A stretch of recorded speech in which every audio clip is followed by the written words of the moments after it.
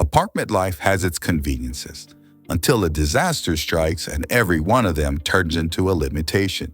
No backyard, no generator, no spare room to stockpile supplies. But prepping from an apartment isn't impossible. It just takes a smarter, more intentional approach. This guide is your blueprint for staying safe, stocked, and ready no matter how many floors up you live. The truth is, most apartment dwellers are incredibly dependent on the systems around them. Water comes through pipes you don't control. Power is managed by someone you've probably never met. Access to your building may rely on keypads, elevators, or garage gates that fail the minute the grid goes down. And if your unit's above ground level, you may quickly realize just how much we take powered mobility for granted. None of this, however, is a reason to live in fear. It's just a reason to live prepared, and that starts with awareness. Every apartment complex is a little different. Some have backup generators, some don't. Some have secured stairwells and designated emergency exits. Others have locked doors, confusing layouts, or stairways that become choke points during evacuations. If you haven't walked those stairs yourself, do it now, before the lights go out. Know where every exit is. Learn how the doors lock. Ask your landlord if there's a plan in place for extended power outage or water outages. The more you know about your building's weak points, the easier it is to create a plan that works with your reality instead of against it. Pay attention to what's around you too. Where's the closest fire station? Is there a grocery store within walking distance? Can you get to a friend's place across town on foot if traffic locks up or public transit shuts down? Preparedness is rooted in clarity, and clarity starts with your surroundings. Apartment prepping isn't about having more stuff.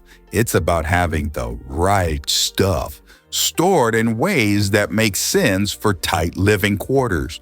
Underbed containers can hold emergency water, backup food, extra clothing, and hygiene supplies.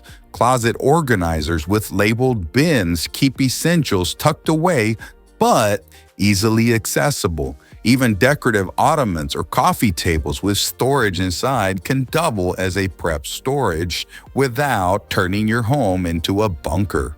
The trick is to look at every space as dual purpose. A pantry shelf doesn't just hold groceries, it's your rotation zone for shelf-stable emergency meals. The hall closet isn't just for jackets, it's where your go-bag hangs, packed and ready. No one needs to see your preps. Your preparedness items just need to work when the time comes. Forget the gimmicks and movie props. Your urban emergency kit should be streamlined, compact, and focus on actual utility. Water is first. You may not have space for a 55-gallon drum, but you can store several stackable jugs, collapsible containers, or fill your bathtub with a liner, light a water bob before a storm hits. Keep purification tablets or small filter handy in case you need to use questionable sources. Food comes next. Think no cook, low mess, high nutrition. Canned proteins, nut butters, granola bars, shelf-stable meals, and electrolyte drinks. These don't need to be gourmet. They just need to fuel you for 3 to 7 days. Light is essential when you're surrounded by concrete. Flashlights, headlamps, and battery-powered lanterns all beat candles when it comes to safety. Bonus points if they're rechargeable via solar or hand cranks. And don't forget backup power. A good power bank can keep your phone alive for crucial hours. If you've got a south-facing window, a small solar charger may be all you need to top off a phone, radio, or emergency light during the day. Lastly, you'll want sanitation supplies. Without water, toilets become a real concern. a bucket-style emergency toilet, heavy-duty trash bags, and absorbent material like kitty litter or sawdust can buy you some comfort and dignity in the short term. It's not about having everything, it's about having enough. Apartments are built with steel, brick, and concrete. Great for stability, not so great for radio signals. If you're relying on communication apps, make sure they're downloaded and tested ahead of time. Apps like Zello and Signal can work peer-to-peer with low bandwidth, but they don't function if they haven't preset your contacts or groups. A simple NOAA or NOAA emergency radio with a crank or solar panel is still one of the best tools for staying informed during a blackout. Even if your phone dies, even if the internet is down, a radio will still deliver updates. If you have neighbors you trust, create a micro-communication plan. Check-ins, door signs, or even agreed-upon knocks or whistles. Community matters when you're living wall to wall. You don't need a fortress, but you do need boundaries. Door security can be upgraded quietly.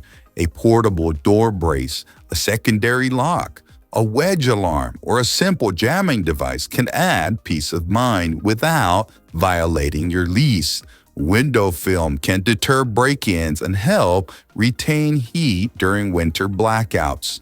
Everyone's comfort level differs when it comes to weapons, lethal or non-lethal, handguns, pepper spray. Whichever works for you, do it with safety in mind always. Seek training if needed. If you don't feel comfortable talking about your preps with neighbors, don't.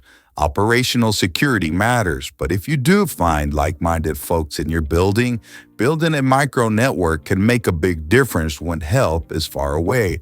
And always consider your bug-in versus bug-out line. When will you shelter in place? When will you leave? Having a personal decision tree based on threats, timelines, and your mobility prevents last-minute panic when pressure is high. For a full breakdown on what to do and not do, check out our video of top survival hacks for the perfect bug-out plan. Let's be honest, most apartment dwellers are one power outage away from being totally dependent on someone else's timeline. That's why it's crucial to have at least some self-sufficiency in power and water. Battery banks can keep phones alive, but they won't run a fridge. Small solar panels in your windows can help charge lights and radios. Crank tools can power a radio or a flashlight with muscle instead of electricity. Water is heavier and trickier, but worth the space it takes up. In a pinch, fill every container in your kitchen, including the bathtub. Store collapsible jugs or stackable bricks.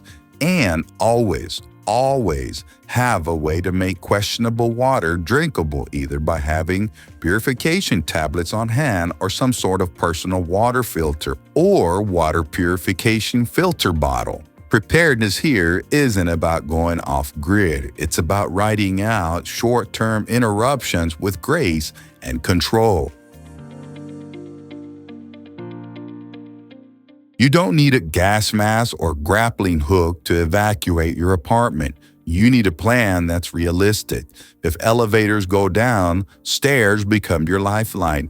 Practice walking them with your go-bag. If smoke or fire is a risk, know your escape route and your secondary one. Keep your bug-out bag compact but complete. Essentials only, meds and documents, hygiene items and snacks. Don't pack like you're going on vacation. Pack like you may need to move fast and stay mobile. Have a place to go. Maybe it's a friend's apartment, a hotel across town, a shelter you've already mapped out.